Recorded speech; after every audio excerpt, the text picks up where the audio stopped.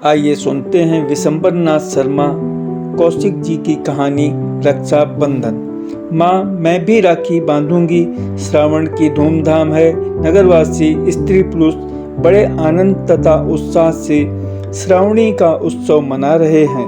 बहनें भाइयों के और ब्राह्मण अपने यजमानों के राखियां बांध बांध कर चांदी कर रहे हैं। ऐसे ही समय एक छोटे से घर में 10 वर्ष की बालिका ने अपनी माता से कहा, माँ मैं भी राखी बांधूंगी। उत्तर में माता ने एक ठंडी सांस भरी और कहा, किसे बांधोगी बेटा, आज तेरा भाई होता तो। माता आगे कुछ कह न सकी, उसका गला रूंध गया और नेत्र अश्रुपूर्ण हो गए। अबोध बालिका ने अटलाकर कहा, तो क्या भैया के ही राखी बांधी जाती है और किसी के नहीं? भैया नहीं है तो अम्मा मैं तुम्हारे ही राखी बांधूंगी। इस दुख के समय भी पुत्री की बात सुनकर माता मुस्कुराने लगी और बोली, अरे तू इतनी बड़ी हो गई, भला कहीं माँ के भी राखी बांधी जाती है? माता, अरे कंगली, पैसे भर नहीं, भाई के ही राखी बांधी जाती है। बालिका उदास हो गई। माता घर का काम काज करने लगी। घर का काम शेष करके उसने पुत्री से कहा, आ तुझे नहला दूं। बालिका मुख गंभीर करके बोली, मैं नहीं नहाऊंगी। माता, क्यों नहीं नहावेगी, क्यों नहीं? बालिका, मुझे क्या किसी के राखी बांधनी है? माता, अरे राखी नहीं बांधनी है तो क्या नहावेगी भी नहीं? आज त्योहार का दिन है, चल उठ नहा। बालिका, राखी नहीं बांधूंगी तो त्योहार काहे का? माता कुछ क्रुद्ध होकर, अरे कुछ सिड़न हो गई है, राखी राखी रट लगा रखी है, बड़ी राखी बांधने वाली है। ऐसी ही होती तो आज यह दिन देखना पड़ता। पैदा होते ही बाप को खा गई, 2.5 बरस की होते होते भाई का घर छुड़ा दिया, तेरे ही कर्मों से सब नाश हो गया। बालिका बड़ी अप्रतिभ हुई और आंखों में आंसू भरे हुए चुपचाप नहाने को उठ खड़ी हुई।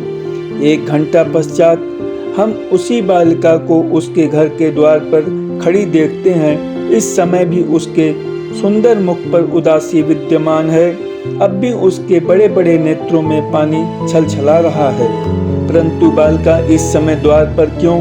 जान पड़ता है वह किसी कार्यवश खड़ी है, क्योंकि उसके द्वार के सामने से जब कोई निकलता है तब वह बड़ी उत्सुकता से उसकी ओर ताकने लगती है, मानो वह मुख से कुछ कहे बिना केवल इच्छा शक्ति ही से उस पुरुष का ध्यान अपनी ओर आकर्षित करने की चेष्टा करती थी। परंतु जब उसे इसमें सफलता नहीं होती तब उसकी उदासी बढ़ जाती है। इसी प्रकार 1, 2, 3 करके कई पुरुष बिना उसकी ओर देखे निकल गए। अंत को बालिका निराश होकर घर के भीतर लौट जाने को उद्यत ही हुई थी कि एक सुंदर युवक की दृष्टि, जो कुछ सोचता हुआ धीरे धीरे आ रहा था, बालिका पर पड़ी।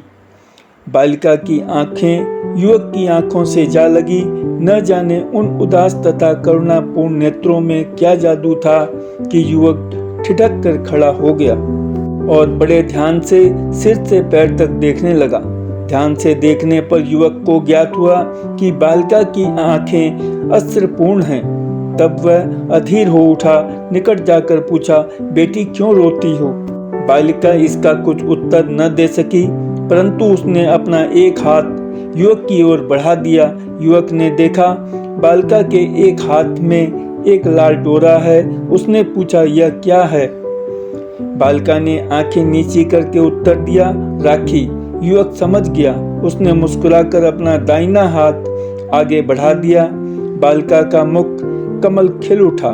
उसने बड़े चाव से युवक के हाथ में राखी बांध दी। राखी बंधवा चुकने पर युवक ने जेब में हाथ डाला और 2 रुपए निकालकर बालिका को देने लगा, परंतु बालिका ने उन्हें लेना स्वीकार न किया। बोली, नहीं, पैसे दो। युवक, ये पैसे से भी अच्छे हैं। बालिका, नहीं, मैं पैसे लूंगी, यह नहीं। युवक, ले लो बिटिया, इसके पैसे मंगा लेना, बहुत से मिलेंगे। बालिका, नहीं, पैसे दो। युवक ने 4 आने पैसे निकाल कर कहा, अच्छा ले, पैसे भी ले और यह भी ले। बालिका, नहीं, खाली पैसे लूंगी, तुझे दोनों लेने पड़ेंगे। यह कहकर युवक ने बलपूर्वक पैसे तथा रुपए बालिका के हाथ पर रख दिए। इतने में घर के भीतर से किसी ने पुकारा, अरे सरस्वती, सरस्वती कहाँ गई? बालिका ने आई कहकर युवक की ओर कृतज्ञतापूर्ण दृष्टि डाली और चली गई। गोलागंज लखनऊ की एक बड़ी तथा सुंदर अट्टालिका के एक सुसज्जित कमरे में एक युवक चिंता सागर में निमग्न बैठा है। कभी वह ठंडी सांसें भरता है, कभी रुमाल से आंखें पोंछता है, कभी आप ही आप कहता है, हाँ। सारा परिश्रम व्यर्थ गया, सारी चेष्टाएं निष्फल हुई। क्या करूं, कहाँ जाऊं, उन्हें कहाँ ढूंढूं? सारा उन्नाव छान डाला, परंतु फिर भी पता न लगा। युवक आगे कुछ और कहने को था कि कमरे का द्वार धीरे धीरे खुला और एक नौकर अंदर आया। युवक ने कुछ विरक्त होकर पूछा, क्यों, क्या है? नौकर, सरकार, अमरनाथ बाबू आए हैं। युवक संभलकर, अच्छा यहीं भेज दो। नौकर के चले जाने पर युवक ने रुमाल से आंखें पोंछ डाली और मुख पर गंभीरता लाने की चेष्टा करने लगा। द्वार फिर खुला और एक युवक अंदर आया। युवक, आओ भाई अमरनाथ। अमरनाथ, कहो घनश्याम, आज अकेले कैसे बैठे हो? कानपुर से कब लौटे? घनश्याम, कल आया था। अमरनाथ, उन्नाव भी अवश्य ही उतरे होगे। घनश्याम एक ठंडी सांस भरकर, हाँ उतरा था, परंतु व्यर्थ। वहाँ अब मेरा क्या रखा है? अमरनाथ, परंतु करो क्या? हृदय नहीं मानता है। क्यों? और सच पूछो तो बात ही ऐसी है, यदि तुम्हारे स्थान पर मैं होता तो मैं भी ऐसा ही करता। घनश्याम, क्या कहूँ मित्र, मैं तो हार गया। तुम तो जानते ही हो कि मुझे लखनऊ आकर रहे 1 वर्ष हो गया और जब से यहाँ आया हूँ उन्हें ढूंढने में कुछ भी कसर उठा नहीं रखी, परंतु सब व्यर्थ।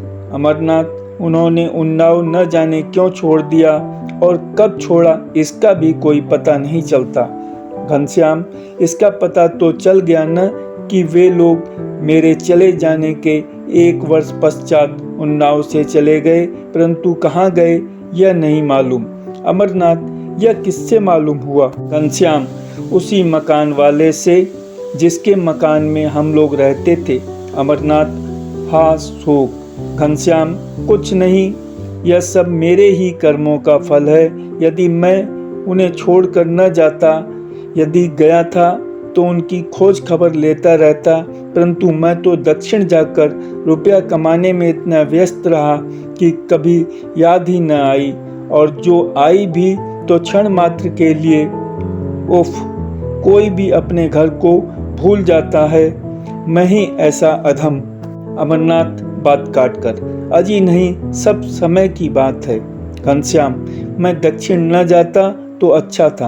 अमरनाथ, तुम्हारा दक्षिण जाना तो व्यर्थ नहीं हुआ, यदि न जाते तो इतना धन। घनश्याम, अजी चूल्हे में जाए धन, ऐसा धन किस काम का? मेरे हृदय में सुख शांति नहीं तो धन किस मर्ज की दवा है? अमरनाथ, हाथ में लाल डोरा क्यों बांधा है? घनश्याम, इसकी तो बात ही भूल गया, यह राखी है। अमरनाथ, भाई वाह, अच्छी राखी है। लाल डोरे को राखी बताते हो, यह किसने बांधी है? किसी बड़े कंजूस ब्राह्मण ने बांधी होगी। दुष्ट ने 1 पैसा तक खर्चना पाप समझा, डोरे ही से काम निकाला। घनश्याम, संसार में यदि कोई बढ़िया से बढ़िया राखी बन सकती है तो मुझे उससे भी कहीं अधिक प्यारा यह लाल डोरा है। यह कहकर घनश्याम ने उसे खोलकर बड़े यत्न पूर्वक अपने बक्स में रख लिया। अमरनाथ, भाई तुम भी विचित्र मनुष्य हो, आखिर यह डोरा बांधा किसने है? घनश्याम, एक बालिका ने। पाठक समझ गए होंगे कि घनश्याम कौन है।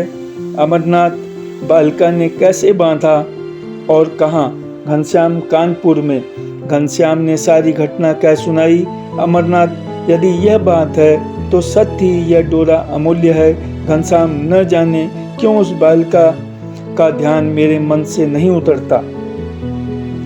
अमरनाथ, उसकी सरलता तथा प्रेम ने तुम्हारे हृदय पर प्रभाव डाला है। भला उसका नाम क्या है? घनश्याम, नाम तो मुझे नहीं मालूम। भीतर से किसी ने उसका नाम लेकर पुकारा था, परंतु मैं सुन न सका। अमरनाथ, अच्छा खैर, अब तुमने क्या करना विचारा है? घनश्याम, धैर्य धर कर चुपचाप बैठने के अतिरिक्त और मैं कर ही क्या सकता हूँ? मुझसे जो हो सका मैं कर चुका। अमरनाथ, हाँ यही ठीक भी है, ईश्वर पर छोड़ दो, देखो क्या होता है। रोक्त घटना हुए 5 वर्ष व्यतीत हो गए। घनश्याम दास पिछली बातें प्राय भूल गए हैं, परंतु उस बालिका की याद कभी कभी आ जाती है। उसे देखने वो एक बार कानपुर गए भी थे, परंतु उसका पता न चला। उस घर में पूछने पर ज्ञात हुआ कि वह वहां से अपनी माता सहित बहुत दिन हुए न जाने कहाँ चली गई। इसके पश्चात ज्यों-ज्यों समय बीतता गया, उसका ध्यान कम होता गया, पर अब भी जब वे अपना बॉक्स खोलते हैं तब कोई वस्तु देखकर चौंक पड़ते हैं और साथ ही कोई पुराना दृश्य भी आंखों के सामने आ जाता है। घनश्याम अभी तक अविवाहित हैं। पहले तो उन्होंने निश्चय कर लिया था कि विवाह करेंगे ही नहीं, पर मित्रों के कहने और स्वयं अपने अनुभव ने उनका विचार बदल दिया। अब वे विवाह करने को तैयार हैं, परंतु अभी तक कोई कन्या उनकी रुचि के अनुसार नहीं मिली। जेठ का महीना है। दिन भर की जला देने वाली धूप के पश्चात सूर्यास्त का समय अत्यंत सुखदायी प्रतीत हो रहा है। इस समय घनश्याम दास अपनी कोठी के बाग में मित्रों सहित बैठे मंद मंद शीतल वायु का आनंद ले रहे हैं। आपस में हास्यपूर्ण बातें हो रही हैं। बातें करते करते एक मित्र ने कहा, अजी अभी तक अमरनाथ नहीं आए। घनश्याम, वह मनमौजी आदमी है, कहीं रम गया होगा। दूसरा, नहीं रम नहीं, वह आजकल तुम्हारे लिए दुल्हन ढूंढने की चिंता में रहता है। घनश्याम, बड़े दिल लगी बाज हो। दूसरा, नहीं दिल लगी की बात नहीं है। तीसरा, हाँ परसों मुझसे भी वह कहता था कि घनश्याम का विवाह हो जाए तो मुझे चैन पड़े। ये बातें हो ही रही थी कि अमरनाथ लपकते हुए आ पहुँचे। घनश्याम, आओ यार, बड़ी उम्र है, अभी तुम्हारी ही याद हो रही थी। अमरनाथ, इस समय बोलिए नहीं, नहीं एकाध को मार बैठूंगा। दूसरा, जान पड़ता है कि कहीं से पिट कर आए हो। अमरनाथ, तू फिर बोला क्यों?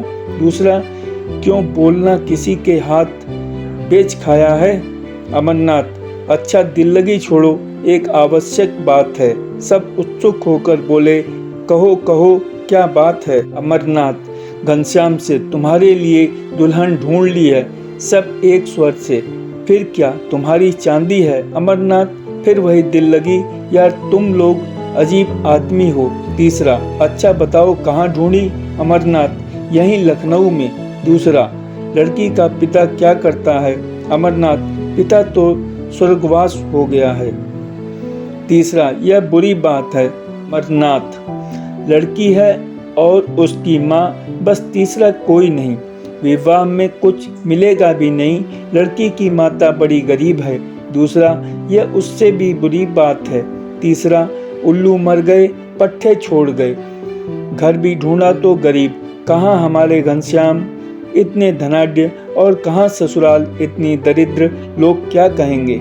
अमरनाथ, अरे भाई, कहने और न कहने वाले हम ही तुम हैं, और यहाँ उनका कौन बैठा है जो कहेगा? घनश्याम दास ने एक ठंडी सांस ली। तीसरा, आपने क्या भलाई देखी जो यह संबंध करना विचारा है? अमरनाथ, लड़की की भलाई, लड़की लक्ष्मी रूपा है, जैसी सुंदर वैसी सरल।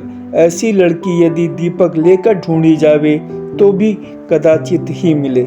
दूसरा, हाँ यह अवश्य एक बात है अमरनाथ, परंतु लड़की की माता लड़का देखकर विवाह करने को कहती है।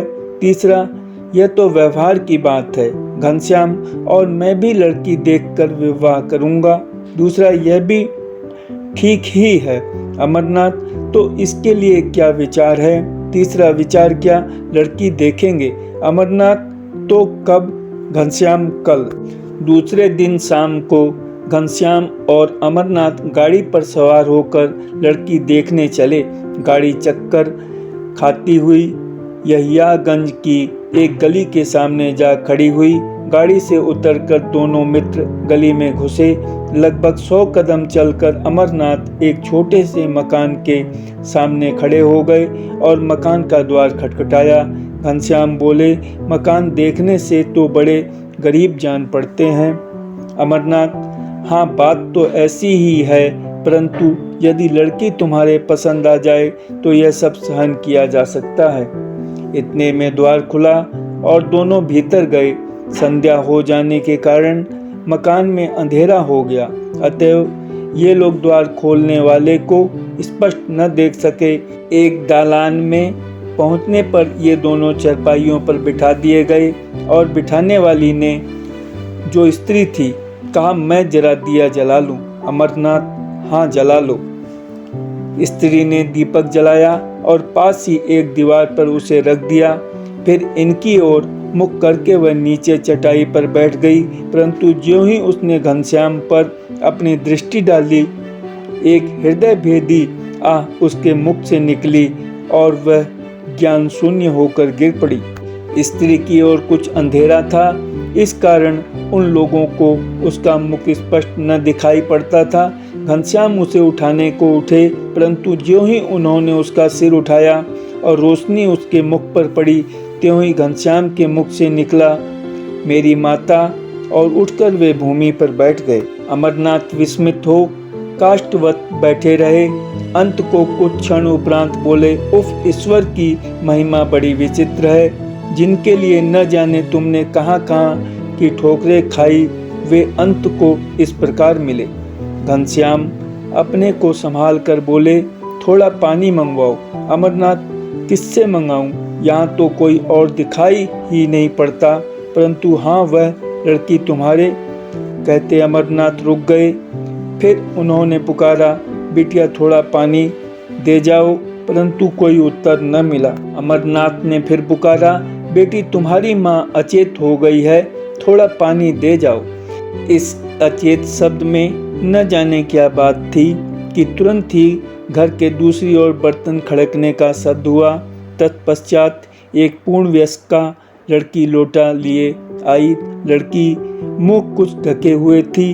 अमरनाथ ने पानी लेकर घनश्याम की माता की आंखें तथा मुख धो दिया। थोड़ी देर में उसे होश आया। उसने आंखें खोलते ही फिर घनश्याम को देखा। तब वह शीघ्रता से उठकर बैठ गई और बोली, मैं क्या स्वप्न देख रही हूँ? घनश्याम, क्या तू मेरा खोया हुआ घनश्याम है या कोई और? माता ने पुत्र को उठाकर छाती से लगा लिया और अश्रु बिंदु विसर्जन किए, परंतु वे बिंदु सुख के थे अथवा दुख के, कौन कहे। लड़की ने यह सब देख सुनकर अपना मुंह खोल दिया और भैया भैया कहती हुई घनश्याम से लिपट गई। घनश्याम ने देखा लड़की कोई और नहीं, वही बालिका है जिसने 5 वर्ष पूर्व उनके राखी बांधी थी और जिसकी याद प्रायः उन्हें आया करती थी। श्रावण का महीना है और श्रावणी का महोत्सव घनश्याम दास की कोठी खूब सजाई गई है। घनश्याम अपने कमरे में बैठे एक पुस्तक पढ़ रहे हैं। इतने में एक दासी ने आकर कहा, बाबू भीतर चलो। घनश्याम भीतर गए। माता ने उन्हें एक आसन पर बिठाया और उनकी भगनी सरस्वती ने उनके तिलक लगाकर राखी बांधी। घनश्याम ने 2 असरफियां उनके हाथ में धर दी और मुस्कुराकर बोले, क्या पैसे भी देने होंगे? सरस्वती ने हंसकर कहा, नहीं भैया, ये असरफियां पैसों से अच्छी हैं, इनसे बहुत से पैसे आवेंगे। धन्यवाद।